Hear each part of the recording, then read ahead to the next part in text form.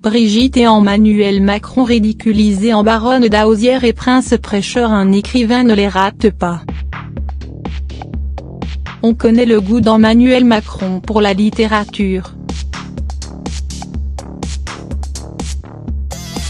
Brillant élève, vainqueur du concours général de français à l'âge de 16 ans, le chef de l'État a pourtant raté 2 fois le concours de Normal Sup. Il a néanmoins gardé un profond amour des lettres.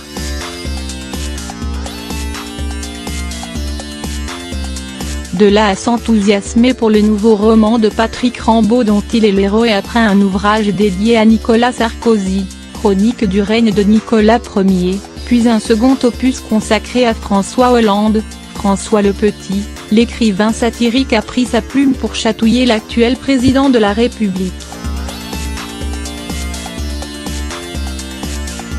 Dans l'édition du Midi Libre de ce 3 février, Patrick Rambaud n'est pas tendre avec Emmanuel Macron. Notre prince prêcheur n'a jamais été enfant.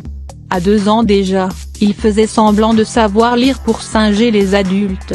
Il a toujours ressemblé à un enfant unique et, il déteste la concurrence, il veut être tout seul.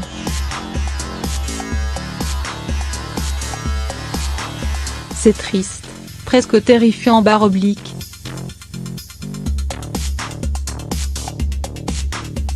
Pour l'écrivain, Emmanuel Macron n'est pas le dieu Jupiter, comme on l'a souvent désigné, mais un souverain gâté. Je l'appelle prince car on dirait qu'il voulait être président dès le berceau.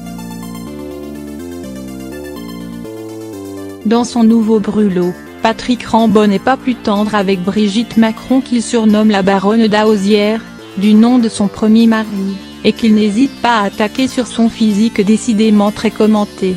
C'était une beauté de province telle qu'on en dénichait dans les romans, avec une frange blonde qui lui donnait un air déluré, et une charmante vulgarité que soulignaient des yeux coquins.